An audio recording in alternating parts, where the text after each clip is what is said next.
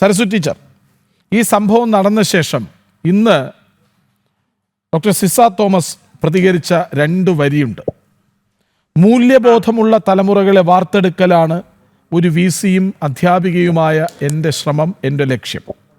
അതുകൊണ്ട് ഈ സമരരീതിയെ അംഗീകരിക്കുന്നില്ല എന്നാണ്. വളരെ ലാഘവത്തോടെയാണ് അത് പറഞ്ഞത്. പക്ഷെ ഉള്ളിൽ തട്ടി പറഞ്ഞ 2 വാക്കുകളാണ്. ആ 2 വരിയിൽ SFI എന്താണെന്ന് വ്യക്തമാകുന്നുണ്ടോ? മൂല്യബോധമില്ലാത്തവർ. കാര്യത്തിൽ സംശയമൊന്നും ഇല്ലല്ലോ. അങ്ങനെ മൂല്യബോധം എന്തെങ്കിലും ഉണ്ടെന്നുണ്ടെങ്കിൽ ഈ രീതിയിൽ ചെയ്യുവോ? ശരിക്കും ഞാൻ വിചാരിച്ചത് എൻ്റെ ആ സംഭവം അത്ര വലിയ ഒരു ഒച്ചപ്പാടുണ്ടാക്കിയ ഒരു സംഭവമാണ്. അപ്പൊ അതിനുശേഷം ഇങ്ങനെ ഒരു സംരംഭത്തിൽ കൂടി അവർ ഏർപ്പെടുമെന്ന് സത്യം പറഞ്ഞാൽ ഞാൻ ഒട്ടും വിചാരിച്ചിട്ടുണ്ടായിരുന്നില്ല. പക്ഷെ ഇതിപ്പോ ഇന്നലെ ഇത് കേട്ടപ്പോ ഞാൻ ഞെട്ടിപ്പോയി. അപ്പൊ ഇവർക്ക് എന്തും ചെയ്യാൻ പറ്റും, ഇവരെന്ത് ചെയ്തു കഴിഞ്ഞാലും അതിന് യാതൊരു തരത്തിലുള്ള ശിക്ഷയും കിട്ടത്തില്ല, അവരെ അങ്ങനെ അങ്ങ് അഴിച്ചു വിട്ടേക്കുന്ന പോലെയാണ്, അവർക്ക് എന്തും ആവാമെന്നുള്ള ഒരു വിശ്വാസം അവർക്ക് വന്നുപോയി.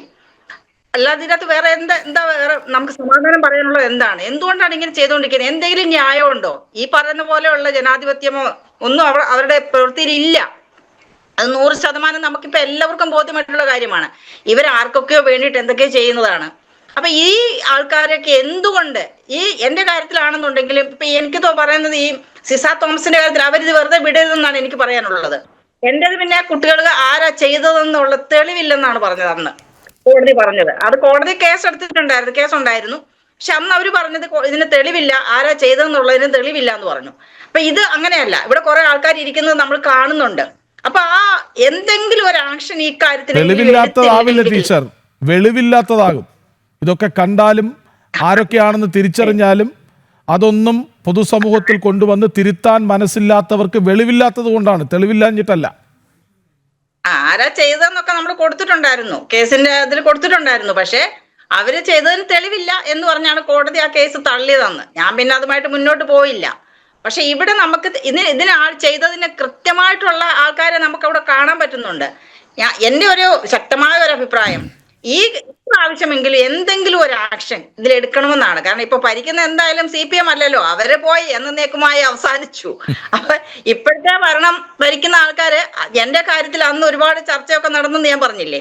പക്ഷെ ഈ പ്രാവശ്യമെങ്കിലും അവരെന്തെങ്കിലും ഒന്ന് ചെയ്ത്, എന്തിനാണ് അവർ ഭയപ്പെടുന്നത്? ആരെയാണ് അവർ ഭയപ്പെടുന്നത്? എന്തെങ്കിലും ഒരു ആക്ഷൻ ഇതിനെടുത്തില്ലെങ്കിൽ ഈ കുട്ടികളെ ഒന്ന് സസ്പെൻഡ് ചെയ്യുകയോ അവരെ ശരിക്കും പറഞ്ഞാൽ അറസ്റ്റ് ചെയ്ത് ജയിലിലാക്കുക തന്നെയാണ് വേണ്ടത്. എന്തെങ്കിലും ഒരു ആക്ഷൻ എടുത്തില്ലെന്നുണ്ടെങ്കിൽ ആൾക്കാർക്ക് എന്ത് ചെയ്യാമെന്നുള്ള ഒരു വിശ്വാസമല്ലേ ആൾക്കാർക്ക് വരുന്നത്? ഈ ഇങ്ങനെയൊക്കെയുള്ള അനുഭവങ്ങളിൽ കൂടി കടന്നു പോകുന്ന നമ്മുടെയൊക്കെ മനസ്സെന്താ? ഞാൻ അന്ന് രാവിലെ കോളേജിലേക്ക്, എൻ്റെ ലാസ്റ്റ് റിട്ടയർ ചെയ്യുന്ന ദിവസമാണ്, രാവിലെ ഞാൻ കോളേജിലേക്ക് ചെല്ലുകയാണ്. എൻ്റെ ഹസ്ബൻഡ് എന്നെ അവിടെ കൊണ്ടുവരിക. എൻ്റെ ഹസ്ബൻഡ് ഒരു ഇടതുപക്ഷക്കാരനായിരുന്നു, എന്നിട്ട് പോലുമാണ് ഞാനിതൊക്കെ അനുഭവിക്കേണ്ടി വന്നത്. അദ്ദേഹം എനിക്ക് സപ്പോർട്ടായിരുന്നു, മുഴുവൻ സമയത്ത് എനിക്ക് സപ്പോർട്ട് ഉണ്ടായിരുന്നു നന്നായിട്ട്. പക്ഷെ ഞാൻ രാവിലെ ചെല്ലുമ്പോ എന്തോ കോളേജിന്റെ മുറ്റത്ത് ഇങ്ങനെ എന്തോ അവിടെ കുട്ടികൾ കൂടി നിൽക്കുന്നു. ഒരു കുട്ടിയെ ഞാൻ വിളിച്ചു ചോദിച്ചു എന്താന്ന് ചോദിച്ചപ്പോൾ പറഞ്ഞു അവിടെ കുഴിമാടം ഉണ്ടാക്കി വെച്ചിരിക്കുന്നുണ്ട്, റീത്ത് വെച്ചിരിക്കുന്നുണ്ട് എന്നൊക്കെ പറഞ്ഞു, പൂവെല്ലാം ഇട്ട്. അപ്പൊ ഞാൻ ചോദിച്ചു ആരുടെ കുഴിമാടം? ആ ടീച്ചറിന്റെ കുഴിമാടമാണെന്ന് പറഞ്ഞു. ഒന്ന് ആലോചിച്ച് നോക്കി, അപ്പൊ നമുക്ക് എന്തായിരിക്കും ഉണ്ടാകുന്ന ഒരു ഫീലിംഗ് എന്ന് പറയുന്നത്. ഞാൻ എന്നിട്ട് ഒന്നും മിണ്ടാതെ ഞാൻ അങ്ങ് നേരെ ഓഫീസിലേക്ക് പോയി. ഞാൻ ശരിക്കും പറഞ്ഞാൽ എനിക്ക് ഭയങ്കരമായിട്ട് സങ്കടം വന്നു. ഞാൻ 26 വർഷം ഇരുന്ന ഒരു കോളേജാണ്, 26 വർഷം അധ്യാപികയായിരുന്ന കോളേജാണ്, 22 കൊല്ലം NCC ഓഫീസറായിരുന്നു. നിങ്ങൾക്കറിയാമോ, ഞാൻ ആ NCC ഓഫീസർ ആയിരിക്കുന്ന സമയത്ത് ഞാൻ ഒരുപാട് സോഷ്യൽ സർവീസ് ചെയ്തിട്ടുണ്ട്. എത്രയോ ആയിരക്കണക്കിന് ആൾക്കാർക്ക് ഞങ്ങൾ NCC ആയിട്ട് ബ്ലഡ് കൊടുപ്പിച്ചിട്ടുണ്ട്. അന്ന് ജില്ലാ ആസ്പത്രിയിൽ ബ്ലഡ് വേണമെന്നുണ്ടെങ്കിൽ എൻ്റെ അടുത്തേക്കാണ് അയക്കുക. അങ്ങനെ ഒരുപാട് കാര്യങ്ങൾ ഞാൻ ആ കോളേജിന് വേണ്ടിയിട്ടും മറ്റുള്ള പൊതുജനങ്ങൾക്ക് വേണ്ടിയിട്ടും ഞാൻ ചെയ്തിട്ടുണ്ട്. ഒരുപാട് സോഷ്യൽ സർവീസുകൾ ഞാൻ ചെയ്തിട്ടുണ്ട്. അന്നൊന്നും ഞാൻ ഒരു അധ്യാപിക അല്ലെങ്കിൽ ഒരു NCC ഓഫീസർ അവരൊന്നും പറഞ്ഞിട്ടൊന്നും അല്ല ഞാൻ ചെയ്യുന്നത്, എൻ്റെതായിട്ടുള്ള രീതിയിൽ ഞാൻ ചെയ്തതാണ്. അപ്പൊ അത്രയധികം ചെയ്തിട്ടുണ്ട്. പിന്നെ ഞാൻ പ്രിൻസിപ്പൽ ആയിരിക്കുന്ന സമയത്ത് ഞാൻ ഒരുപാട് കാര്യങ്ങൾ ചെയ്തിട്ടുണ്ട്. അത് ഞാനിപ്പോ എന്നോട് ചെയ്തതൊന്നും യാതൊരു ന്യായീകരണവും ഇല്ലാത്ത കാര്യങ്ങളാണ്. അതിൽ ഞാൻ ഒരു കാര്യം കൂടെ നിങ്ങളോട് പറയാം, നിങ്ങൾക്ക് ബുദ്ധിമുട്ടാവില്ലെങ്കിൽ. എന്നോട് അവർക്ക് ദേഷ്യം വരാനുണ്ടായിരുന്ന ഒരു കാര്യം എന്താന്ന് ചോദിച്ചു കഴിഞ്ഞാല്, ഞങ്ങളുടെ കോളേജിലാണ്, സർക്കാർ കോളേജിലാണ് ആദ്യമായിട്ട് പഞ്ചിങ് സമ്പ്രദായം തുടങ്ങിയത്. അപ്പൊ ഞാൻ അവിടെ പ്രിൻസിപ്പലായിട്ട് ചെല്ലുന്ന സമയത്ത് ഞാൻ ശരിക്കും DC ഓഫീസിൽ വിളിച്ചിട്ടാണ് ആ കോളേജിലത്തെ പഞ്ചിങ്ങിലേക്ക് ഞാൻ കയറുന്നത്. കാരണം അവിടെ പഞ്ചിങ്ങിന്റെ ചാർജ് കൊടുത്തിട്ടുണ്ടായിരുന്ന ഒരു ഇടതുപക്ഷ അവിടുത്തെ അതിന്റെ യൂണിറ്റ് പ്രസിഡന്റിനായിരുന്നു ഇതിന്റെ ചാർജ് കൊടുത്തിരുന്നത്. അപ്പൊ ആൾക്കാരുടെ ലീവും അങ്ങനെ എല്ലാ കാര്യങ്ങളും പരീക്ഷ ഡ്യൂട്ടി, പല ഡ്യൂട്ടികളുണ്ടാവും കോളേജ് അധ്യാപകർക്ക്. അപ്പൊ ഇതിനൊക്കെ പോകുമ്പോൾ ഇതെല്ലാം നമ്മൾ ഇവിടെ കയറ്റിവിടണം. അല്ലെങ്കിൽ ഒരാൾ പഞ്ച് ചെയ്തില്ലെങ്കിൽ അയാൾ ആബ്സെന്റ് ആണ്.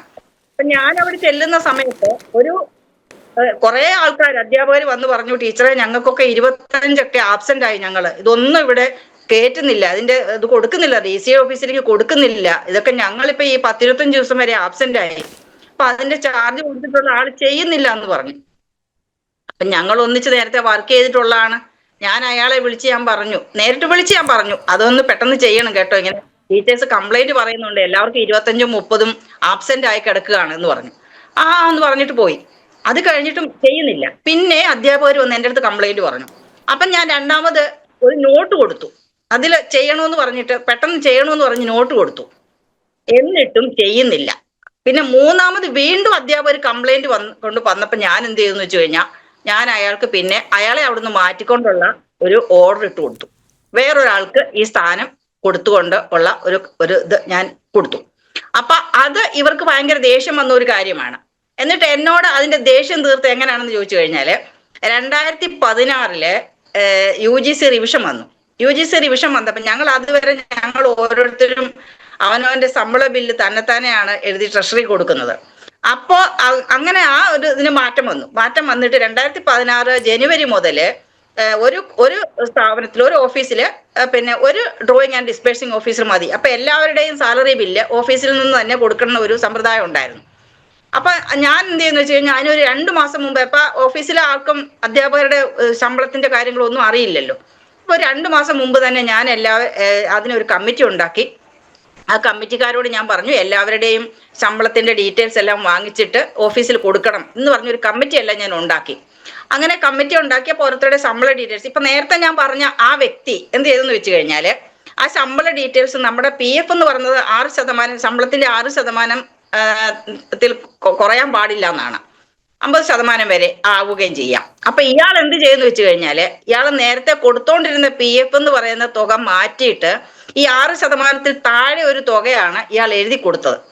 അപ്പൊ ഓഫീസിൽ അത് നോക്കിയിട്ട് എൻ്റെ അടുത്ത് വന്ന് പറഞ്ഞു, ടീച്ചറെ ഇത് പറ്റത്തില്ല, നമ്മൾ ഈ ബില്ല് കൊടുത്തു കഴിഞ്ഞാല് ട്രഷറിയിൽ പാസ്സാവില്ല, ഒബ്ജക്ഷൻ ആവും, ഇയാൾ 6% താഴെയാണ് PF കോൺട്രിബ്യൂഷൻ എഴുതിയിരിക്കുന്നതെന്ന് പറഞ്ഞു. അപ്പൊ ഞാൻ പറഞ്ഞു, ഒന്ന് അയാളോട് പറയൂ, മാറ്റിത്തരാൻ പറയാൻ ഒന്ന് പറഞ്ഞു ഓഫീസിൽ. അപ്പൊ അവർ ഓഫീസിൽ നിന്ന് മാറ്റിത്തരാൻ പറഞ്ഞപ്പോ ഇയാൾ പറഞ്ഞത്, എനിക്ക് സൗകര്യമില്ല, നിങ്ങൾ വേണമെങ്കിൽ അത് കൊടുത്താൽ മതി എന്ന് പറഞ്ഞു. അപ്പൊ ഞാൻ പറഞ്ഞു, അപ്പൊ അത് നമുക്ക് ഒരു കാര്യം ചെയ്യാം, കൊടുത്തു നോക്കാമെന്ന് പറഞ്ഞു. അപ്പൊ ഈ ബില്ല് കൊണ്ടുപോയി കൊടുത്തു കഴിഞ്ഞ് അത് പിറ്റേ ദിവസം ഒബ്ജക്ഷൻ ആയി കഴിഞ്ഞപ്പോൾ അതിനകത്ത് അവരൊരു ഒബ്ജക്ഷൻ, സാധാരണ ട്രഷറി നമുക്കൊരു ഒബ്ജക്ഷൻ കടലാസ് തരും, ഇന്ന കാരണങ്ങൾ കൊണ്ടാണ് ഒബ്ജക്ഷൻ. അപ്പൊ അതിൽ എഴുതിയിരുന്നത് ഇയാളുടെ ഈ PF-ന്റെ തുക കുറച്ചാണ് എഴുതിയിരിക്കുന്നതെന്ന് പറഞ്ഞിട്ട് എഴുതിയിട്ടുണ്ട്. നമുക്കത് അറിയാം, പക്ഷെ ഇവൻ അംഗീകരിക്കുന്നില്ല, അവൻ ചെയ്യുന്നില്ല, ചെയ്യാൻ നമുക്കൊന്നും ചെയ്യാൻ പറ്റില്ലല്ലോ.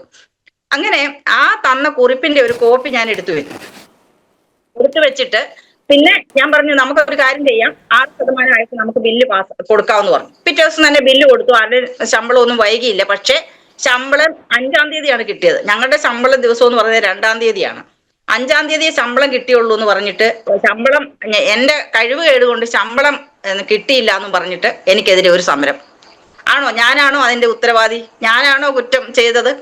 അതും കഴിഞ്ഞ് രണ്ടാമത് വീണ്ടും ഈ ശമ്പളത്തിന്റെ കാര്യം പറഞ്ഞ ഒരു സമരം ഉണ്ടായി. അതെന്താന്ന് ചോദിച്ചു കഴിഞ്ഞാല്, ഈ ജനുവരിക്ക് മുമ്പ്, അതായത് ഡിസംബറിൽ നവംബറിൽ ലീവ് എടുത്ത് കുറച്ച് അധ്യാപകരുണ്ടായി. നമ്മളെ സംബന്ധിച്ചിടത്തോളം നമ്മൾ ലീവ് എടുത്ത് കഴിഞ്ഞാൽ പിന്നെ ഒരു പേ സ്ലിപ്പ് വന്നാലേ നമുക്ക് ശമ്പളം വാങ്ങിക്കാൻ പറ്റുള്ളൂ അന്നത്തെ. അതായത് ഈ നേരത്തെ പറഞ്ഞിട്ടുള്ള സ്വന്തമായിട്ട് ശമ്പളം വാങ്ങിക്കുന്ന ആ സമയത്ത്. അപ്പൊ ഇവർക്ക് ശമ്പളം വാങ്ങിക്കണമെന്നുണ്ടെങ്കിൽ ഈ നവംബറിലെയും ഡിസംബറിലെയും ശമ്പളം ഇവർ തന്നെ എഴുതി വാങ്ങിച്ചെങ്കിലേ ഈ 3 പേരായിരുന്നു അവരുടെ ശമ്പളം വാങ്ങാൻ പറ്റുള്ളൂ. ഇവരിത് വാങ്ങുന്നില്ല. അപ്പൊ ഇവരിത് വാങ്ങാതെ വന്നപ്പോ എന്ത് പറ്റിയെന്ന് വെച്ച് കഴിഞ്ഞാൽ, ഈ ജനുവരിയിലും ഫെബ്രുവരിയിലും ഇവരുടെ ശമ്പളം നമുക്ക് ബില്ലിന്റെ കൂട്ടത്തിൽ, ബാക്കിയുള്ളവരുടെ ബില്ലിന്റെ കൂട്ടത്തിൽ കയറ്റാൻ പറ്റില്ല. കാരണം ഇവരോട് പറഞ്ഞു, നിങ്ങളുടെ ശമ്പളം എഴുതി വാങ്ങിക്ക്, എന്നാലേ നിങ്ങളുടെ ഇതിനകത്ത് കയറ്റി നമുക്ക് കൊടുക്കാൻ പറ്റുള്ളൂ. കാരണം നേരത്തെ ഉള്ള ശമ്പളം വാങ്ങാതെ, ഇപ്പൊ ഈ മാസം ശമ്പളം വാങ്ങാതെ അടുത്ത മാസം ശമ്പളം നമുക്ക് ക്ലെയിം ചെയ്യാൻ പറ്റില്ലല്ലോ. അതെല്ലാവർക്കും അറിയാവുന്ന ഒരു നിയമമാണ്. പക്ഷെ ഇത് ചെയ്യുന്നില്ല. ഇത് ചെയ്യാതെ വന്നപ്പോ എന്ത് ചെയ്തു, ആ മാസവും ഇവരുടെ പേര് ഇല്ലാതെയാണ് ബില്ല് കൊടുത്തത്. അപ്പൊ അതിനെതിരെ എനിക്കെതിരെ സമരമായി. എന്തായി, ആൾക്കാരുടെ ശമ്പളം ഞാൻ കൊടുക്കുന്നില്ല എന്നും പറഞ്ഞിട്ട്, ശമ്പള ബില്ല് അവരുടെ ബില്ല് കൊടുക്കുന്നില്ല എന്ന്. ആരുടെ കുറ്റമാണ്? എന്റെ കുറ്റമായിരുന്നോ അത്? അപ്പൊ ഇതൊക്കെ ഇങ്ങനെയുള്ള മണ്ടത്തരങ്ങളാണ്. അതായത് ഇവരൊക്കെ ഒരാളെ മണ്ടത്തരങ്ങൾ- ടാർഗറ്റ് ചെയ്യണമെന്ന് ഈ CPM-ഉം അതിന്റെ കക്ഷികളും തീരുമാനിച്ചിട്ടുണ്ടെങ്കിൽ ടാർഗറ്റ് ചെയ്തിരിക്കും. അതാണ് ടീച്ചറിനെതിരെ കണ്ടതെന്ന് ടീച്ചറിന്റെ വാക്കുകളിൽ നിന്ന് വ്യക്തമാണ്.